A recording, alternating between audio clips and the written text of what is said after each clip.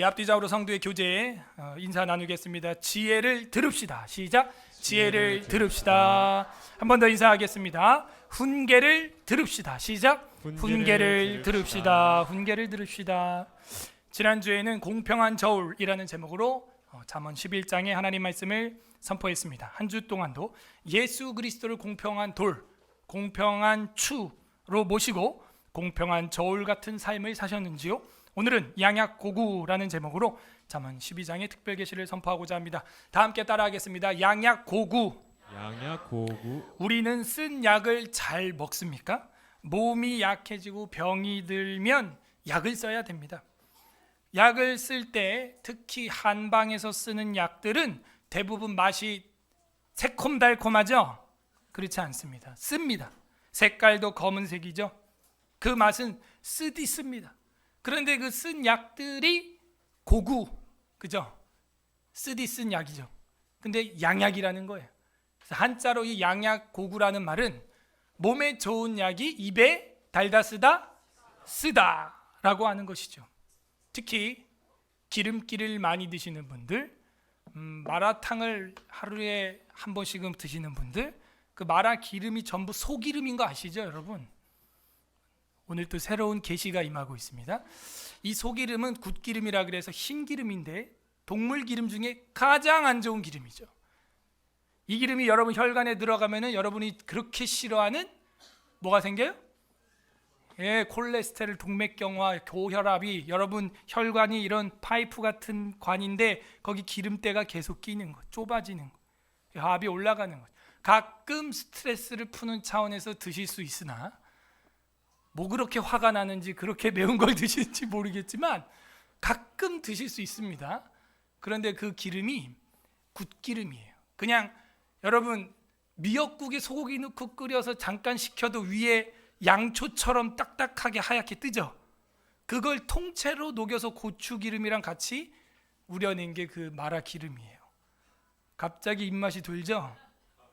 그거 많이 드시는 분들은 이제 간에 지방이 쌓여서 지방간이 되고 심하면 간경화가 일어납니다. 그런 사람들에게는 무슨 약을 처방해야 될까요? 쓴 약 뭐 어떤 거? 한약 중에서 뭐? 민들레 뿌리를 달여서 한 3박스 드시면 됩니다. 그러면 그 간에 지방들이 분해돼서 빠져나가는데 맛은 어때요? 죽을 맛이죠. 그래서 인생을 그렇게 화끈한 것들을 마음껏 드신 분들은 쓴맛을 보게 됩니다. 나 좀 많이 먹고 좀 요즘에 혈압이 좀 간이 안 좋은 것 같다. 그러면 그 고구를 드셔야 됩니다. 민들레. 그렇다고 여기 지금 양평동 4가 보도블럭에 박혀있는 민들레 뜯어 드시면 콘크리트, 시멘트, 아스팔트 성분이 같이 들어갈 수 있으니까 시골에 채취한 민들레 뿌리 이거를 한방에서 달여서 먹는 거죠. 실제로 이제 개고기 많이 드신 분들이 개고기가 왜 맛있냐? 개고기는 근육도 기름이고 기름도 기름이라서 먹으면 야들야들 넘어가요, 그냥. 그래서 그 기름이 어마어마하게 많습니다. 그래서 몸이 허약할 때 순간 먹으면은 이제 출력이 높아질 수 있으나 그것도 계속 드시는 분들은 이 간에 지방이 쌓이는 거죠. 그리고 여러분 허리 한번 지금 만져보세요. 시작. 튜브가 하나씩 이렇게 들어있잖아요. 그죠? 이런 분들 굉장히 지금 주황불이다. 이제 주황불 다음은 빨간불입니다. 그 기름 아무튼 그런 사람들한테는 이 고구, 양약 고구 이걸 써야 한다는 것이죠. 요즘에 아이들이 그 고구한 양약을 안 먹으니까 거기다가 뭐 대추도 섞고 꿀도 섞고 해서 달짝지근하게 만드는 한약들 이렇게 나오는데 그 달달한 성분들이 또 몸을 해치는 것이죠. 오늘 우리의 인생을 돌아보면 달콤한 인생만 있는 게 아닙니다. 시험은 힘들고 고통스러운 거예요. 입에, 몸에, 건강에 쓴 것만 있는 게 아니라 인생에도 쓴 것이 있습니다. 하지만 그 쓰디쓴 고통과 시험과 시련을 견디고 지나가고 통과한 사람은 어떻게 돼요? 성장하고 상을 받는 거예요. 건강을 우리가 누리기 위해서 쓴 약을 먹은 것처럼 인생의 쓴맛을 본 분들은 평강을 누릴 줄로 믿습니다. 따라하세요. 건강과 평강. 그거예요. 내 영혼이 잘된과 같이 내가 범사에 잘되고 강건하기를 원한다. 그죠? 그 영혼과 육체가 평강과 건강에 있다면 그거는 샬롬이라고 하는 거죠. 샬롬은 완벽한 걸 말합니다. 오늘 성경 본문에는 쓰디 쓴 양약 고구의 이야기가 나오고 있습니다. 과연 몸에 좋은 쓴 약은 무엇이고 내 영혼에 쓴 약은 무엇입니까? 오늘 성경은 그 비밀을 우리에게 계시해주고 있습니다. 부디 오늘 말씀을 통하여 쓴 약이라도 먹고 회복되는 영적인 삶을 누리는 서울에서라 교회 성도들이 되기를 주님의 이름으로 소망합니다. 아멘. 그래서 잠언은 무슨 문서? 지혜 문서 안에 들어가 있다. 마샬이라고 하는 것은 헬라어로 뭐다? 소피아. 소피아를 사랑하면 필라소피아. 그래서 철학자가 되는 거예요. 자, 이 12장을요 많은 학자들은 구분짓기가 어렵다라고 평가합니다. 왜냐하면 아포리즘이라고 하는 한 절 한 절 의미를 가지고 있기 때문에 단락 구분을 하기가 어렵다. 전 최선을 다해서 단락을 그래도 구분을 해 보았습니다. 1절에서 12절까지 의인의 마음이 나옵니다. 의인의 마음, 악인의 마음. 그죠? 네, 의인의 마음. 1절에서 12절. 의인의 마음, 의인의 마음, 의인의 마음. 1절에서 12절 보겠습니다. 1절 훈계를 좋아하는 자는 누가 훈계를 좋아합니까? 세상에. 누가 목사님 잔소리 좋아하겠어요? 없죠. 엄마 아빠 또 그 소리 한다. 누가 그 소리 좋아하겠어요? 문 가지고 장난하지 마라. 그냥 개척 때부터 하는 소리예요, 제가. 예? 문 앞에서 놀지 마. 문 가지고 장난하지 마, 애들. 지난주에 또 한 명 다쳤잖아. 그죠? 요한이가 발이 꼈어요. 밑에 발가락에 살이 다 벗겨졌어. 그냥 살점이 다 떨어져 나가고. 다행히 발톱이 안 뒤집어져서 다행이야 진짜. 더 감사한 것은 우리 집 애라는 게 전 너무 감사했어요. 만약 여러분 집 애가 그렇게 됐어 봐. 바로 이번 주 교회 안 나온다고 이제. 예전에 방배동에 있을 때 그런 일이 있었어요. 실제로. 이상하게 걔만 나오면 다쳐. 그래서 연속으로 그것도 2주 연속으로 다치는 거야. 손이 끼고 찍히고 막 애기가 막 손 그것도 그 문 경첩 뒤쪽에다가 손을 이렇게 넣고 애들이 이렇게 문에 있는데 어른들이 콱 닫아버린 거야. 손이 막 아작이 나는 거예요. 또 오면 또 어디 다치고. 그러다 결국에는 교회 나갔어요. 우리 집 애가 다쳐서 은혜인 줄로 믿습니다. 다행히 아멘을 안 해서 은혜가 된다. 자, 여기서 박자 놓치는 분은 아멘. 예, 권징 대상감 될 수 있어요. 훈계를 좋아하는 거죠. 여러분 우리 애들 제가 개척 때부터 13년 잔소리 한 게 문 가지고 장난하지 마라. 문 앞에서 놀지 마라. 우리는 이제 어른들도 있고 하다 보니까 문 앞에서 아이들이 사고가 많이 나요. 그래서 아이들이 제일 좋은 거는 이제 발가락 손가락 안 다치려면은 실내화를 좀 신고 문 주변에 있으면 어른들이 다른 쪽으로 인도하고 어른들도 문 열 때는 항상 반대쪽에 아이들이 있다는 생각으로 천천히 열고 그렇게 해야 됩니다. 이 잔소리가 듣기 싫죠? 근데 이렇게 사고가 난다니까요. 제가 또 하나 예언할까요? 정수기 주변에 애들 두지 마요. 그 뜨거운 버튼 한번 누르는 순간 그냥 쏟아지는 거예요. 실제 있었습니다. 그 일이 또 한번. 또 하나 예언할까요? 바둑 그만두세요. 교회에서. 바둑을 애기 입에서 한번 꺼냈습니다. 그거 이제 엄마 아빠 이제 다 봉사하느라고 우리 다 1인 3, 4역 하잖아요. 바빠. 애 입에서 흑돌이 왜 나와? 백돌이 왜 나오고? 뭐 입안에서 오목 두나? 그거 아니잖아. 큰일 나요. 그게 이제 여기 딱 막히면 3분이면 가시는 거야. 그냥. 웃을 일이 아니라니까 실제 있었다니까요. 저 바둑알 누가 가져왔어? 그렇게 말하면 은혜가 안 돼. 그냥 이제 혼자 독백을 하는 거야. 목사님은 누구라고 일을 하는 게 아니라 책임을 지셔요. 그 애기들 아이들 너희들도 하고 나서 정리하고 애기들 손이 안 닿게 올려놓으세요. 아 목사님 잔소리 또. 훈계를 좋아하는 자는 지식을 좋아하거니와 징계를 싫어하는 자는 짐승과 같으니라. 아이 잃고 나면요 소 잃고 외양간도 고치는 게 허무하다는데 아이 잃어버리고 뭐가 여러분에게 위로가 되겠어요? 제가 분명히 얘기했습니다. 잠언하니까 제가 얘기하는 거예요. 문 가지고 장난하지 마. 정수기 주변에 애들 두지 마요. 애들이 막 컵 들고 막 이거 저는 너무 끔찍해, 그 장면 자체가. 근데 엄마들 가만히 있는 거예요. 와, 애가 커서 이제 물 받아 먹는다 이러고, 만약 뜨거운 쪽 탁 하다가 바로 머리 위로 세례해요. 그냥. 은중아 웃겨? 웃긴데. 뜨거운 물이에요. 바둑알, 장난감. 우리 교회 주보의 공지사항, 장난감 금지. 주일날 장난감을 가지고 올 이유가 하나도 없어요, 교회. 그죠? 자, 네 번째 또 요즘에 제가 발견한 게 있어요. 이제 마음 상하는 일이 있어요. 이거 금지하세요. 진실 게임. 요거 MT 때 금지해야 됩니다. 초등부 MT 때 절대 금지. 진실 게임. 알았어요? 마음 상해. 얘들아, 뭐 금지? 진실 게임 하지 마. 혼나, 목사님한테. 훈계 받아. 진실 게임 너 솔직히 다 얘기해야 돼 하면서 너 누구 좋아해? 요걸 한다니까 얘들이. 이야, 안 돼. 진실 게임 금지. 알았어요? 이것들이 대답을 안 하네. 진실 게임, 초등부 진실 게임 금지예요. 중등부 학생부 진실 게임 금지예요. 뭐 진실 게임 금지하니까 울잖아. 그 좋은 걸 안 한다고. 그냥 안 돼, 그 재밌는 것을. 성경에 보게 되면요, 이 12장의 1절에 훈계를 좋아하는 자는 뭘 얻어요?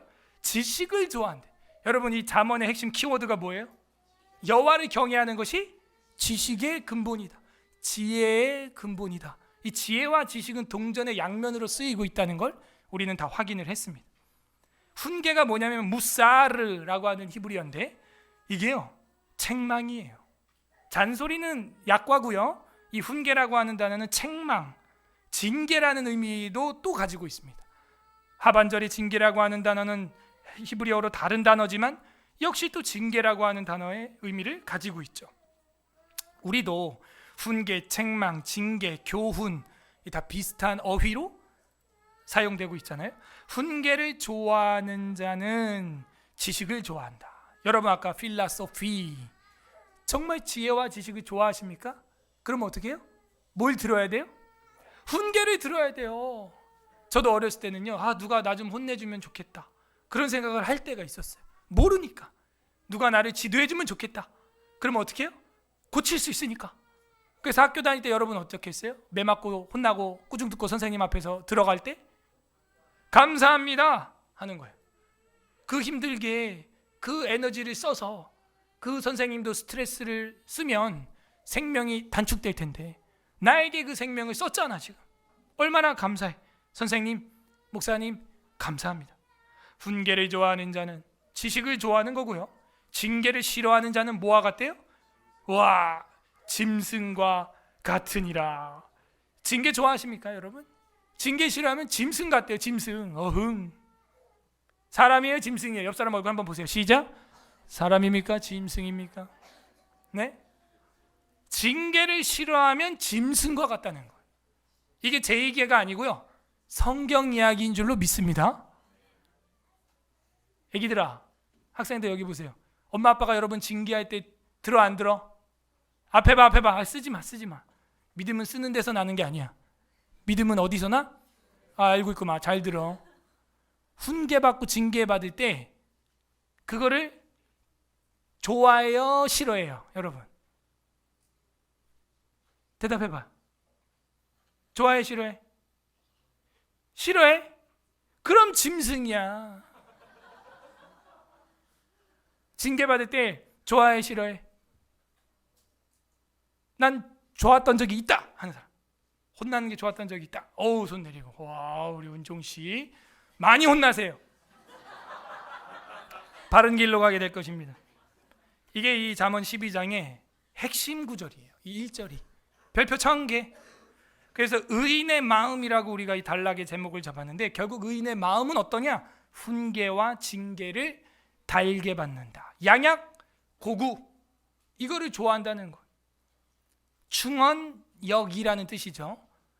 진실한 말은 귀에 거슬린다. 지금 제 설교가 거슬리는 분 계시죠? 이 좋은 것을, 그죠? 이 좋은 걸 거슬려 귀에. 누구는 그렇게 사모하는데 이게 무슨 차이죠? 맛의 차이죠. 맛의. 내 몸이 안 좋으면 쓴 것이 더 쓰게 다가오는 겁니다. 2절 선인은 이퀄 의인. 의인은 훈계를 좋아하는 사람. 이렇게 연결시키면 돼요. 선인은 여호와께 은총을 받으려니와, 은총은요 라조온이라고 하는 히브리어는 기쁨이에요. 선한 사람은 기쁨이 넘쳐요. 여호와께로부터 즐거움을 받으려니와, 악인은 어떻게 돼요? 악을 꾀하는 자는 정죄하심을 받으리라. 그래서 A는 어떻고 B는 어떻다, A는 어떻고 B는 어떻다, 이런 식으로 한 절 안에 지혜를 다 넣어놨어요. 아포리즘이죠. 3절 사람이 악으로서 굳게 서지 못하거니와, 악하면 굳게 서지 못하는군요. 의인의 뿌리는 움직이지 아니하느니라. 밑줄 팍. 뿌리. 이 뿌리라고 하는 것은 히브리어로 기초입니다. 기초. 여러분, 저 나무의 꽃이, 열매가 어떻게 맺히는 것 같아요? 어디서 맺히는 것 같아요? 예? 가지에서 맺힌다. 그럼 가지를 딱 꺾어서 집에 가져가 봐요. 열매 맺히나? 안 되죠. 열매가 어디서 맺히는 거예요? 뿌리에서 맺히는 거예요. 뿌리에서. 그러므로 이 의인의 뿌리는 움직이지 아니하느니라. 이 뿌리가 흔들리고, 이 봄에 텃밭을 여러분 이제 아이들과 많이 하실 텐데, 뿌리를 든든하게 다져서 심지 않으면 모종이 죽어요. 왜? 뿌리가 활착하지 못하기 때문에. 여러분, 서울 에스라교회 활착하기를 바랍니다. 성경에 활착해야 돼, 애들이. 그때까지는, 그 모종이 활착할 때까지는 아주 잘 관리를 해야 됩니다. 꼭꼭 눌러주고 물도 주고 영양분도 주고, 그래야 이 봄날에 꽃이, 이 모종이 활착, 뿌리를 내리게 되는 것이죠. 선거가 민주주의의 꽃이다, 이런 말들 많이 들었죠. 그랬더니 어떤 사람이 그래요. 꽃이라서 다행이다, 뿌리가 아니라서. 뿌리였다면 우린 조금 절망스럽죠. 이번에 4년 뒤에 이 꽃은 다시 따고 새로 내년 봄을 맞이할 수 있는 거예요. 이 민주주의라고 하는 제도가 기가 막힌 거예요. 마음에 안 들면요 5년 만에 갈아챌 수 있어. 4년 만에, 5년 만에 갈아챌 수가 있는 거예요. 이 좋은 것을 건국 대통령이 처음 스케치북에 잘 그려준 줄로 믿습니다. 예. 안 그러면 여러분이 우와 끔찍해. 그 사람을 계속 봐야 돼. 힘들죠. 그래서 우리에게 뿌리는 어떻게 돼야 되냐? 움직이지 않아야 돼. 뿌리는. 여러분 실망하지 마세요. 그래도 자유민주주의를 지지한 사람이 46% 이상 되는 겁니다. 반대쪽 저쪽 당이 뭐 190석 한 것 같아도요, 대한민국의 거의 절반은 자유민주주의를 지지했어요. 그게 다수결에 의하여 반영이 안 됐을 뿐입니다. 지금 어떻게 소망이 됩니까? 소망을 가지세요. 패배의식을 버리라 이거예요. 그렇게 살면 안 돼요. 4년만 기다려요 또. 그래서 뿌리는 움직이지 않습니다. 누가? 의인은 뿌리가, 기초가 움직이지 아니하느니라. 4절 어진 여인은, 그렇지, 잠언은 누구를 향한 책? 여자. 마지막 장에도 현숙한 여자. 이 앞에도 뭐였어요? 지난주에 11장 16절에 유독한 여자는 존영이 뭐예요? 존귀한 영광을 얻게 될 것이다. 여자를 위한 책이에요. 여자가 영광이 있어야죠. 후광이 있어야죠. 빛이 나야죠. 여기 4절에 또 나오네요. 12장 4절 어진 여자는 어지러운 여자나 어지러뜨리는 여자가 아니에요. 이 어진 여자는 지혜로운, 어질현, 한자로도 그렇죠. 능숙한 여자, 성실한 여자, 덕행이 있는 여자, 그걸 어진 여인은 그 지아비의 면류관이다. 이 지아비라는 것은 남편, 주인, 이런 뜻이에요. 사실은요, 아브라함을 사라가 뭐라고 불렀어요? 주인이라고 불렀죠. 그게 이 지아비라는 뜻인데, 히브리어는 조금 거부감이 있을 수 있어요. 바알, 이런 뜻이에요. 실제로 바알이 뭐예요? 우상이 우상. 내 주인이라는 거야. 근데 이제 남편이라는 뜻이 히브리어로 바알입니다. 그리고 지압이요, 남편이요, 주인이요, 이제 이렇게 되는 거죠. 나는 내 남편을 주인이라고 불러봤다 하는 사람 손 들어봐요. 어진 여인이 없습니다. 여기는 지금. 응? 주인님, 오늘 점심 식사는 어떻게 하셨습니까? 와, 그러면 남편이 그냥 카드로 해외여행 티켓을 팍 긁어올 건데, 그래서 여행을 못 가는 거예요, 자매들. 응? 말 한마디에 뭐 100원이 듭니까? 1000원이 듭니까? 제가 사랑받는 비법을 잠언에서 알려드리고 있습니다. 오늘 밤 우리 아내 되신 자매 여러분, 집에 가서 예쁘게 탁 정갈하게 정장을 차려입고 저녁 식사를 대접해. 주인님, 오늘 저녁 식사 메뉴는 무엇으로 드시겠나이까? 이렇게 해보세요. 아무도 아멘을 안 하는 거로 어지러운 여자만 있습니다.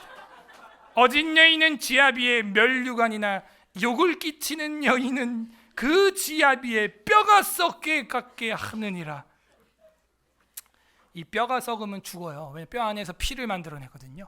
여러분 스트레스 받으면은 신경성 관절염, 신경성 뭐 위염 이런 거 있죠. 저도 신경이 예민한 편이라서 좋게 말하면 섬세한 편입니다. 그래서 이제 신경성 무릎 관절염 막 이런 게 오고 그랬어요. 20대에도. 그래서 그때부터 이제 멍 때리는 연습, 하나님께 섭리를 이제 맡기는 연습, 이제 그렇게 하고 있죠. 그래서 이제 무슨 어떤 스트레스가 막 저한테 올 때 일부러 주님께 맡기고 평강을 유지하려고 멍 때리기 연습도 하고 섭리를 믿는 연습 그렇게 합니다. 멍하니까요 상처 안 받아요. 근데 이제 알고 있던 것도 다 잊어버리더라고. 이제 멍하다 보니까 부작용이 있어요. 지아비의 뼈가 썩음 같게 하느니라. 사랑해서 결혼했는데 평생 옆에서 지지고 볶고 잔소리하고, 여자가 말싸움에서 져요 이겨요? 이기죠. 집니까? 그 지는 집은요 더 전쟁이 커져요. 그 집은 이제 뼈가 썩게 된다. 이 여자에 대한 겁니다. 왜냐하면 이 여자가 살아야 아이들이 살고 가정이 살아요. 그 유태인들은요 샤르트법이라 그래서 뭐예요? 아내가 유태인이고 남편이 이방인이면 그 자식을 유대인, 이방인, 유태인으로 넣어줘. 근데 아빠가 유대인이고 엄마가 이방인이면 그 아이는 이방인이에요. 이걸 알고 있는 거예요. 창조 원리상 누구 믿음이 중요하다? 엄마. 에덴에서도 누가 먼저 죄 졌어요? 엄마. 누가 예수님한테 기름 부으러 누가 향유옥합 가져갔어요? 엄마. 여자예요, 여자. 그래서 옛날 우리 한국 드라마에 무슨 천하? 여인천하 이런 드라마가 있었습니다. 예? 남인천하 이런 드라마는 없어요. 그리고 국가 정부에도 무슨 부가 있었어요? 여성부, 여성가족부. 남자는 가족도 아니야 이제.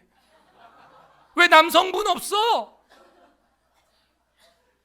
남성 이웃부라도 있어야 될 거 아니야.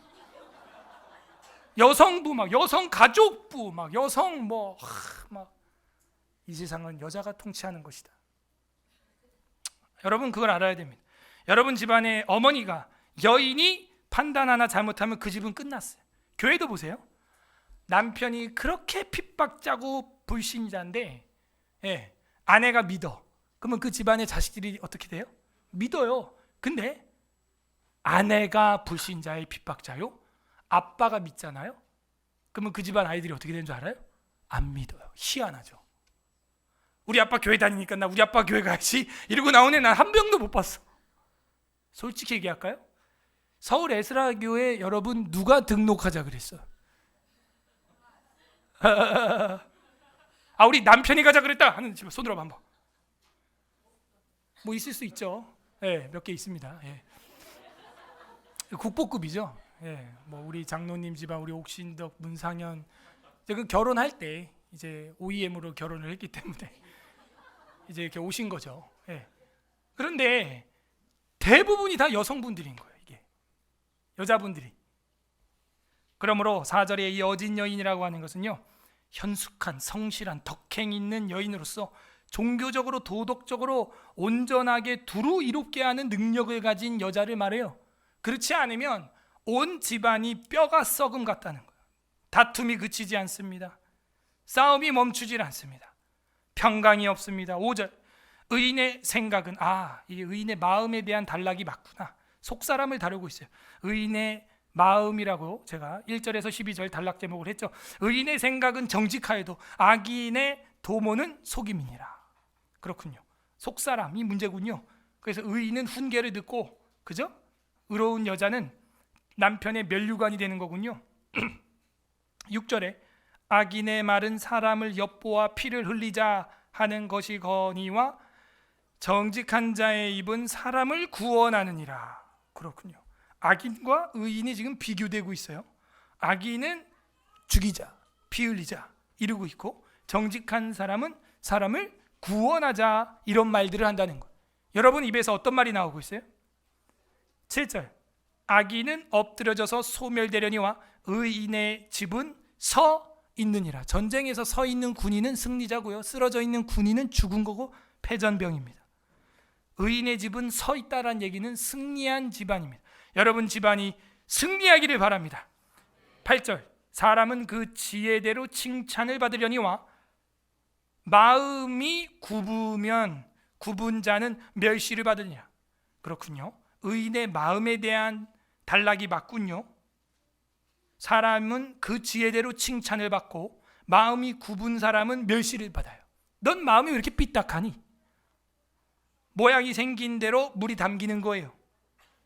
마음이 중요한 것입니다. 이 마음이라고 하는 말이요, 영어 사전에 보게 되면은 이게 속사람이라고 돼 있어요. 속사람, 속에 있는 사람, inner person 이렇게 돼 있어요. 속사람이 속사람. 마음은 속에 있는 여러분, 진짜 여러분 사람을 말하고 있는 거예요. 9절 비천히 여김을 받을지라도 종을 부리는 자는, 무슨 얘기냐면 멸시당하고 가난하다고 예수쟁이라고 그렇게 비천히 여김을 받을지라도 종을 부리는 사람, 사람을 얻은 사람이죠. 지난주 우리 30절에서 읽었던 겁니다. 사람을 얻느니라 이랬어요. 종을 부리는 자는 스스로 높은 채 하고도 음식을 핍절한 자보다 나으니라 이렇게 되어 있어요. 그러므로 사람을 얻고 사람을 부릴 줄 아는 사람은요, 다른 사람들한테 시기 질투 당해서 무시당하고 비천히 여김을 받을지라도 그게 나은 겁니다, 여러분. 성경에 또 뭐라 그래요? 살아있는 개가 죽은 사자보다 나으니라 하는 것이죠. 자, 10절 의인은 계속 의인 악인 비교되고 있어요. 그 의인이 누구라는 거예요? 1절에서 훈계와 징계를 달콤하게 받는 자죠. 11절 자기의 토지를 경작하는 자는 먹을 것이 많거니와, 이거는 아담에게 내려졌던 형벌이죠. 근데 이걸 어떻게 하라는 거예요? 사명으로 받으라는 거예요. 경작하는 자는 먹을 게 많아지고요, 방탕한 것을 따르는 자는 지혜가 없느니라. 지난주에 기독교인으로서 돈 잘 버는 방법, 그런 구절들이 있었죠. 그죠? 흩어 구제하여도 부하게 되려니와 과도히 아껴도 가난할 뿐이니라. 봤죠? 그래서 여기서도 그런 걸 보여주고 있어요. 자기의 토지를 경작하는 자는 먹을 것이 많아. 일해야 돼요. 우리 남자분들, 특히 청년 남성 형제분들 일하세요. 일 안 하면요, 여러분 성경대로 됩니다. 성경대로 큰일 나는 거예요. 일하셔야 됩니다. 경작하셔야 됩니다. 12절 악인은 불의의 이익을 탐하나 의인은 그 뿌리 밑줄, 아까 위에서 친 거랑 똑같은 단어네요. 이게 쇼레시라고 하는 히브리어인데 기초예요. 기초. 그 뿌리로 말미암아 결실하느니라. 맞네. 열매는 가지가 맺는 게 아니었어. 꽃이 맺는 게 아니었어. 줄기가 맺는 게 아니었어요. 열매는 뿌리가 맺는 거였어요. 그 뿌리로 말미암아 결실하느니라. 대한민국의 교회와 사회가 결실하기를 바랍니다. 그러면 여러분이 지금 이렇게 지하실에 진짜 뿌리처럼 박혀 있는데, 이 기독교 사상과 진리와 교리를 따라가는 여러분의 이 행동이요, 드러나지 않고 땅속에 묻혀 있는 듯 하나 이게 리더가 되는 길이에요. 우리가 이끌어가는 길입니다. 보십시오. 유튜브에 우리가 올렸던 웨스트민스터 신앙고백서 시편 찬송 지금 검색해봐요. 지금은 여기저기 교회에서 다 하고 있습니다. 한국 교회에서. 이 재미없는 거를. 재미없는데 왜 하냐? 들어보니까 의미가 있다 하는 거죠. 따라하세요. 재미보다 의미를 그 의미를 찾으면 또 재미있어요. 그렇게 되는 겁니다. 그러므로 뿌리로 말미암아 결실하는 신앙 되기를 바랍니다. 13절부터 새로운 단락, 의인의 입술. 아까는 뭐였어요? 의인의 마음. 자, 그 다음 13절부터 23절까지는 의인의 입술입니다. 마음 다음 입술이군요. 점진법이네요. 맞습니다. 의인은 훈계와 징계와 수욕도 달게 받아서 참습니다. 악인은 근데 그 미련함 때문에 분노하고 짐승처럼 덤빕니다. 그게 마음에서 조정이 돼야 돼요. 조절이 돼야 돼요. 그게 안 되니까 13절 같은 일들이 벌어지는 겁니다. 악인의 입술의 허물로 말미암아 그물에 걸려도 의인은 환난에서 벗어나느니라. 입이 방정, 입이 문제예요. 예. 조국의 적은 누구예요? 조국이에요. 이재명의 적은 누구예요? 이재명이에요. 그런 말이 뉴스에 나왔죠. 왜? 옛날 자기가 남겼던 SNS에 있는 글을 그대로 자기가 행하고 있는 거예요. 누워서 침 뱉은 것이죠. 그런 일이 일어나는 거예요. 그런데 희한하게 반대쪽에 있는 분들에게는 그런 어록이 잘 없어요. 네, 입술에 절제가 있는 것입니다. 성경이 분명히 말하고 있어요. 악인의 입술의 허물로 말미암아 악인은 그 물에 걸립니다. 그 물은 자기가 친 거예요. 자기 말에 자기가 걸려요. 의인은 환난에서 벗어나느니라. 14절, 사람의 입의 열매로, 본격적으로 입에 대한 이야기를 하고 있다는 단락 구조가 보여야 됩니다. 여러분이 사람의 입의 열매로 말미암아 복록에 족하며, 복록이 뭐냐면 이 히브리어로 토부 돼 있어. 토부가 뭐냐면 좋다 이런 뜻입니다. 예? 이 입술의 열매로 말미암아 좋은 것에 족하며 그 손이 행한 대로 자기가 받느니라. 말한 대로 오는 거예요. 15절, 미련한 자는 비교되고 있죠. 자기 행위를 바른 줄로 여기나. 이게 문제예요. 여러분, 악인들이 자기가 하는 것을 악하다고 생각하지 않아요. 자기가 하는 것을 선하다고 생각하기 때문에 그 일을 하고 있는 거예요. 재판을 받고 기소가 되고 막 이래도 자기는 선하다고 자꾸 믿고 있는 거예요. 그 선하다고 자기를 세뇌시키는 거예요. 미련한 자는 자기 행위를 바른 줄로 여기고 그렇게 하고 있는 겁니다. 김일성이 히틀러가 자기가 하는 일이 바르다고 믿었어요. 그래서 그 수많은 사람을 죽이는 겁니다. 폴포트라고 하는 캄보디아의 킬링필드를 했던 크메스 크루즈의 그 리더였던 그 사람이 그 캄보디아 사람들을 400만 명 이상 학살할 때 하고 나서 나중에 국제재판에 불려왔을 때 그가 발언을 하는데 뭐라 그러냐? 나는 이게 맞다고 믿는다 이러는 거야. 내가 했던 행위가 나는 맞았다고 믿는다 이러는 거예요. 그리고 이제 종신 사형을 받았죠. 미련한 자는요, 자기 행위를 바른 줄로 여기고 있어요. 여러분, 지혜로운 자는 어떻게 해요? 권고를 듣느니라. 밑줄 빡. 이 권고가 뭐예요? 1절에 훈계, 징계, 권고, 권면, 조언. 히브리어로 보면은 에짜라고 되어 있는데 이 권고라고 하는 15절의 단어는 조언이고, 또 하나는 고유 단어로 하나님의 계획 이런 뜻입니다. 그냥 하나님의 계획을 듣느니라라고 번역해도 틀리지 않아요. 그러면 여러분, 누구와 상담하는 게 제일 좋으냐? 여러분을 주례해준 주례자, 그리고 그 주례자가 목사면 제일 좋은 거예요. 그리고 그 목사가 성경에 미쳤고 성경 전체를 가르칠 수 있고 성경적 상담을 해줄 수 있는 목회자면 더할 나위 없이 좋은 줄로 믿습니다. 예. 그러므로 지혜로운 자는 권고를 듣느니라. 예자, 하나님의 계획을 듣느니라 하는 것이죠. 청년 여러분, 누가 시집장가 갑니까? 목사의 잔소리를 그대로 따라서 순종하는 자들이 장가가고 시집가는 줄로 믿습니다. 왜 기분 안 좋아요? 그렇게 되게 돼 있어요. 16절 보세요. 미련한 자는 당장 분노를 나타내거니와, 미련한 자예요. 당장 분노를 나타내고 있어요. 화내요. 슬기로운 자는 수욕을 참느니라. 1절과 뭐가 다르죠? 똑같은 거예요. 이게 미련한 자는요, 징계를 싫어해요. 화를 냅니다. 엄마 아빠 그 잔소리 그만해. 목사님 그냥. 슬기로운 자는 수욕을 참느니라. 훈계를 좋아하는 자는 지식을 좋아하는 것이죠. 이 16절이 역시 1절과 평행이라고 저는 봅니다. 17절, 진리를 말하는 자는 의를 나타내도 거짓 증인은 비교되고 있죠. 진리를 말하는 자와 거짓 증인. 거짓 증인은 속이는 말을 하느니라. 십계명 범법자죠. 거짓 증언하는 것이죠. 위증교사 해가지고 지금 민주당 당대표가 계속 재판받고 있지 않습니까? 위증이에요. 위증. 십계명에서 거짓말하지 말라 이 말은요, 그게 법정 용어입니다.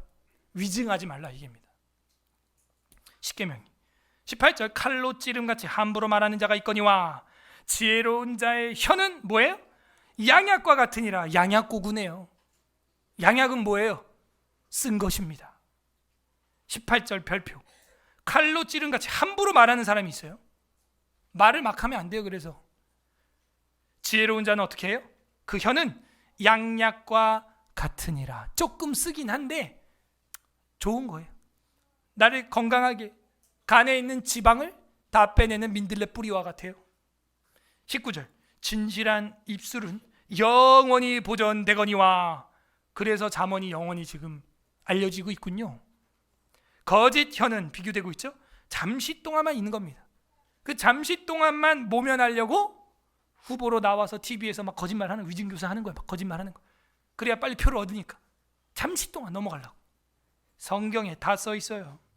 20절 악을 꾀하는 자는 마음에는 속임이 있고 화평을 의논하는 자에게는 기쁨이 있습니다. 희락이 있느니라. 여러분에게 성령의 열매 중에 하나인 희락의 열매가 주렁주렁 맺히기를 바랍니다. 21절 의인에게는 어떤 재앙도 임하지 아니하려니와 악인에게는 앙화가 가득하다. 재앙과 화, 그거를 앙화라고 하는 겁니다. 악인에게는 끊임없이 고통이 임하는 거예요. 22절 거짓 입술은 거짓말이죠. 위증교사죠. 여호와께 미움을 받아도 진실하게 행하는 자는 그의 기뻐하심을 받느니라. 봐봐요. 여러분 거짓말하면 여호와가 미워한대요. 이건 끝난 겁니다. 하나님이 미워하면 그거 어떻게 살아요? 근데 진실하게 말하는 사람은요 어떻게 돼요? 기뻐하심을 받느니라 하는 거예요. 기뻐하심을 받느니라. 다음 23절 두 번째 단락의 마지막 절 슬기로운 자는 지식을 감추어도 미련한 자의 마음은 미련한 것을 전파하느니라. 무슨 얘기냐면요, 슬기로운 자는요 지식이 있어도요 겸손하다 이 얘기예요. 겸손해. 여러분 그럴 때 있어요. 공부를 좀 많이 한 학기에 선생님이 말하는 걸 다 알아듣겠어. 근데 내가 이걸 막 말하면은 2등 3등 하는 애들이 날 치고 올라올까 봐 일부러 모른 척 가만히 있어 본 적 있어요? 다들 공감하고 있는 줄로 믿습니다. 슬기로운 자는요 지식을 감춥니다. 그렇게 자기 실력을 감추는 거예요. 고수는 감추는 거예요. 가만히 있는 겁니다. 미련한 자의 마음은 미련한 것을 어떻게 해요? 요란한 깡통처럼. 빈 깡통이 요란하죠? 빈 수레가 요란한 것처럼 전파하느니라. 잘난 척 하느니라 이 얘기예요. 마지막 단락 24절에서 28절까지 의인의 삶입니다. 삶. 자, 그러면 첫 번째 단락은 의인의 마음, 두 번째는 뭐였어요? 의인의 입술, 악인의 입술. 그 다음 세 번째는 24에서 28절까지는 의인의 삶에 대하여, 악인의 삶에 대하여 대조되고 있다 하는 것이죠. 마음, 입술, 삶에 대해서 나오고 있어요. 아까 전에 10절을 좀 더 봐야 되겠네요. 10절 보세요. 10절 의인은 자기의 가축의 생명을 돌보나. 요거 안 봤죠? 여러분 의인은요 동물도 사랑해 안 사랑해? 사랑해. 그래서 제가 우리 아이들한테 숙제를 낸 게 있어요. 철학 숙제 중에서 우리가 고기를 먹기 위하여 동물을 죽여서라도 먹으면서 동물을 학대를 해서는 왜 안 되는가 했더니 와, 저보다도 제가 내는 레포트보다도 더 똑똑한 말들이 막 숙제로 나오는데, 야, 이래서 철학을 해야 되는구나. 필라소피. 나중에 한번 기회 있으면 여러분들 애들 거 숙제한 거 제가 올려드릴 테니까 한번 보세요. 성경이 말하는 바, 하나님 마음이 이런 바, 인도적인 또 동물의 또 마음을 바라볼 때 이렇기 때문에 우리는 동물을 잡아서 먹을 수는 있으나 괴롭히고 학대해서는 안 된다. 다 애들이 대답하는 거예요. 여기도 보면 의인은 자기의 동물도 생명을 돌보나 악인은 어떻게 해요? 악인의 긍휼은 잔인함. 동물에 대해 잔인해. 버려 그냥. 개 버린 사람들이 있죠. 개 버려. 네, 다 버리는 거예요. 잔인해. 불쌍함이 없어. 불쌍함. 24절에서 28절은 그래서 그 의인의 삶에 대하여, 말하고 있습니다. 24절 부지런한 자. 자, 이 부지런한 자가 여러분 생각에는 훈계와 징계를 싫어하는 악인 같아요? 훈계를 좋아하는 의인 같아요? 그렇게 대비가 되고 있다는 걸 여러분은 도치법으로 이해를 해야 되는 거야. 24절 부지런한 자의 손은 사람을 다스리게 되어도, 아까 분명히 뭐라 그랬어요? 9절에 비천히 여김을 받아도 사람들한테 무시당해도 종을 부리는 사장님이 낫다, 이 얘기예요. 스스로 높은 채하고 음식을 핍절한 자보다 낫다 이거죠. 경영 잘하는 거죠. 운영 잘하는 거죠. 24절이 그거 말하죠. 부지런한 자의 손은 사람을 다스리게 되는 것입니다. 그래서 여러분이 사람을 다스리는 어떤 그런 사업자가 되려면요, 부지런해야 돼요. 팀장이 되려면, 부서의 부장이 되려면 부지런해야 돼요. 부지런한 자의 손은 사람을 다스리게 되어도 게으른 자는 부림을 받느니라. 아, 내가 승진 못하는 이유가 여기 있구나. 이러고 또 유튜브 하나 찍어야죠. 기독교인이 승진하는 법, 막 이래가지고 유튜브 찍고 이제 성경대로 얘기하면은 조회수가 팍팍 올라가는 거예요. 25절 근심이 사람의 마음에 있으면 그것으로 번뇌하게 되나. 근심하지 마세요, 여러분. 우리가 할 수 있는 근심이 한 개 있습니다. 뭐예요? 하나님의 뜻으로 말미암아 하는 근심은 생명에 이르는 근심이나, 아멘? 그건 할 수 있어. 그 밖에 건 안 돼요. 이거는 그 밖에 걸 얘기하는 거예요. 그리고 청년 여러분, 지금 선택할 게 너무 많죠. 그때 제가 제시합니다. 치밀하게 계획하고 계산기 사측 연산하세요. 예수님이 이럽니다. 그냥 무식하게 앞으로 전진해라, 이렇게 말하는 게 아니라 너희가 망대를 세울 때 계산을 하고 그 망대를 세울지 그 계획을 하고 세우지 않냐. 그 다음부터 이제 믿음으로 가는 거거든요. 저는 이렇게 권면을 합니다.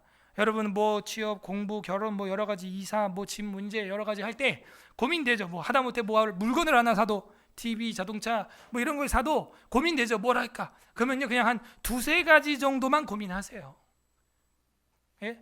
근데 이거를 갖다가 20-30가지로 고민하는 성도들을 제가 봤어요. 답도 안 나와. 그러면요, 한도 끝도 없고 맨날 고민만 하다 끝나요. 한 두세 가지 놓고 고민하고 기도하고 결정을 해야지 20-30가지를 놓고 막 고민하는 분들이 계세요. 아, 그럼 과도한 근심입니다. 근심이 많은 사람은요, 그 사람의 마음이 있으면요, 근심이 있으면 그것으로 번뇌하게 되나 선한 말은 그것을 즐겁게 하느니라. 그래서 제가 목회하면서 느끼는 것은 불신앙에 말하는 분들이랑은 같이 사역하기가 힘들어요. 아, 목사님 되겠어요? 아, 안 될 것 같아. 아, 그건 이렇고, 아, 저거 저렇고. 근데 신앙의 말, 믿음의 말, 목사님 기도하겠습니다. 하나님 뜻이 있다면 될 것입니다. 이런 신앙의 말이 우리의 고백되기를 바랍니다. 그러면 선한 말은 그것을 즐겁게 하느니라. 희락이 있어요. 26절 의인은 그 이웃의 인도자가 되나. 여러분이 리더가 되고 인도자가 되는 것은요, 바로 이 위상의 것들을 따랐을 때 가능한 거예요.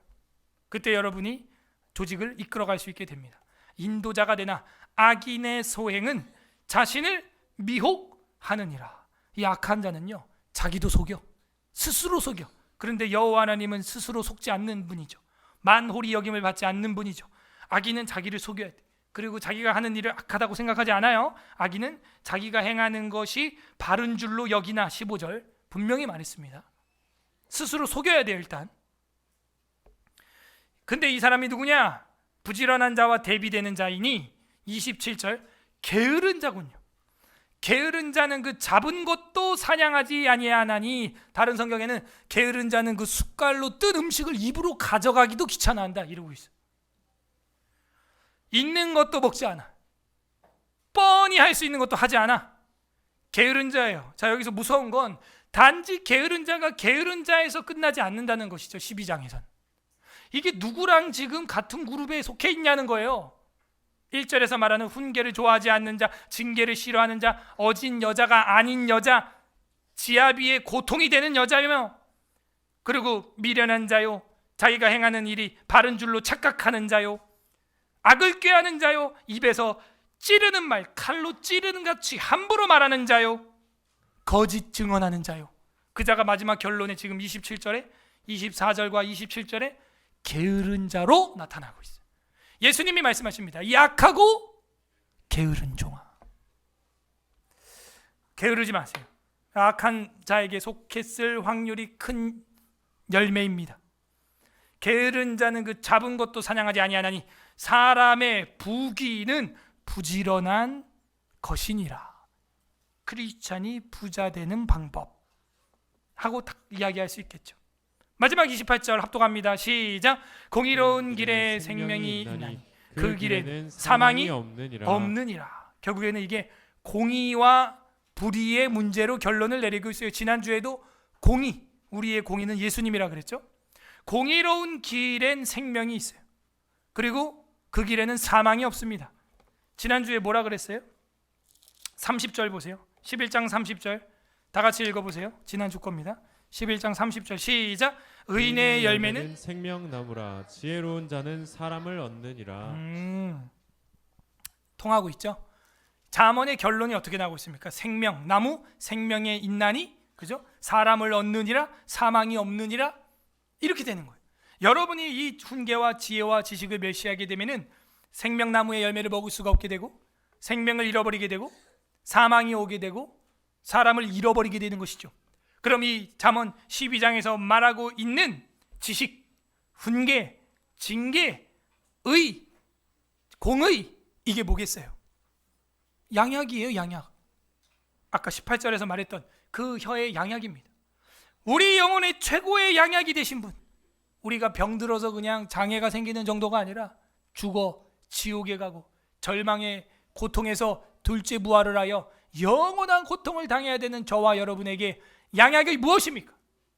예수 그리스도의 살과 피가 우리의 양약이 된 줄로 믿습니다. 이게 복음이에요. 잠언 12장을 읽을 때 여러분은 예수님을 발견해야 하는 것입니다. 정리합니다. 양약 고구의 효력은 어떻게 나타납니까? 첫 번째 단락에서 뭐예요? 마음을 다스리게 됩니다. 그 마음을 다스리게 되는 건 뭐예요? 훈계와 징계를 달게 여겨요. 좋아해요. 듣기를 기뻐합니다. 훈계를 즐깁니다. 두 번째, 양약 고구의 효력은 어디서 옵니까? 입술의 절제에서 오는 거예요. 악인은 칼로 찌름같이 함부로 말하고 누설하고 그리고 거짓 증언하죠. 근데 진실한 양약을 효과를 누리는 사람은 입술을 제어해요. 삶이 건강해져요. 삶이 윤택해집니다.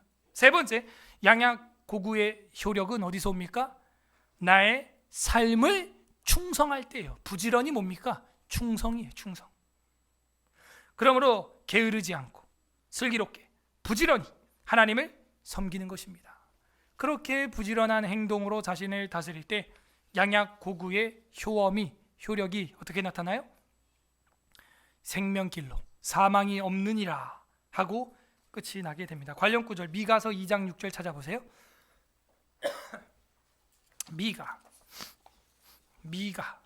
호요람 오변 미의 미가 2장 6절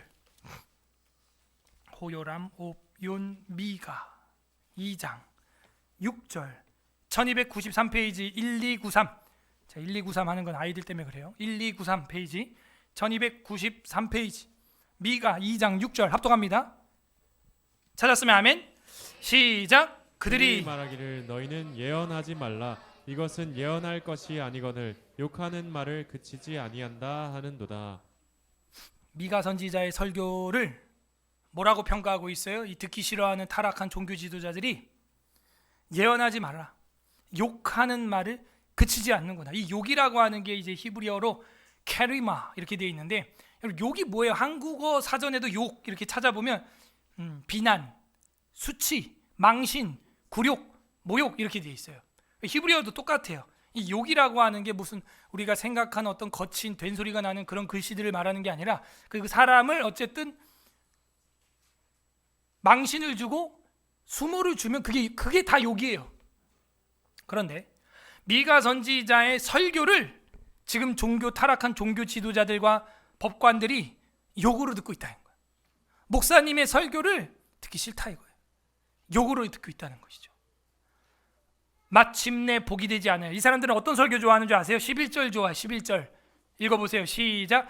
사람이 만일 허망하게 행하며 거짓말로 이르기를 내가 포도주와 독주에 대하여 내게 예언하리라 할 것 같으면 그 사람이 이 백성의 선지자가 되리라. 헐, 내가 포도주하고 독주를 어떻게 먹으면 맛있는지 이 주일 아침에 설교하겠습니다. 이러면 할렐루야 한다는 거예요. 이게 세계가 지금 고장난 겁니다. 하나님의 말씀을 욕으로 여기고 타락의 비법을 알려주는 것을 선지자의 말로 여기니 나라가 망하는 것이죠. 관련 구절에서 우리는 큰 반성이 일어나야 됩니다. 신약성경 보겠습니다. 누가복음 9장 54절. 신약성경 누가복음 9장 54절. 손으로 찾을 때 성경 찾기 실력이 느는 것입니다. 자막 서비스를 저희 교회는 개척 때부터 하지 않고 있습니다. 제가 방송 미디어를 전공했어요. 그렇게 안 하는 이유가 있겠지요. 9장 54절 56절 합독하겠습니다. 시작. 제자 야고보와 요한이 이를 보고 이르되 주여 우리가 불을 명하여 하늘로부터 내려 저들을 멸하라 하기를 원하시나이까. 예수께서 돌아보시며 꾸짖으시고 함께 다른 마을로 가시니라. 자, 뭐 했어요? 제자들을 꾸짖었다. 예수님이요 꾸짖다라고 하는 단어가 복음서에 여러 번 나옵니다. 여기에도 있고요. 이 누가복음 24장에도 넘어가면은 24장 25절에 이르시되 미련하고 선지자들이 말한 것 모든 것을 마음에 더디 믿는 자들이여 그리스도가 이런 고난을 받고 자기 영광에 들어가야 할 것이 아니냐 하시고 이에 모세와 모든 선지자의 글로 시작하여 모든 성경에 쓴 바 자기에 관한 것을 자세히 설명하더라. 혼내요, 혼내 제자들을. 마가복음 8장 33절에 보면은 예수께서 돌이키사 제자들을 보시며 베드로를 꾸짖으시되 사탄아 내 뒤로 물러가라. 수제자한테 사탄이래요. 꾸짖었대요.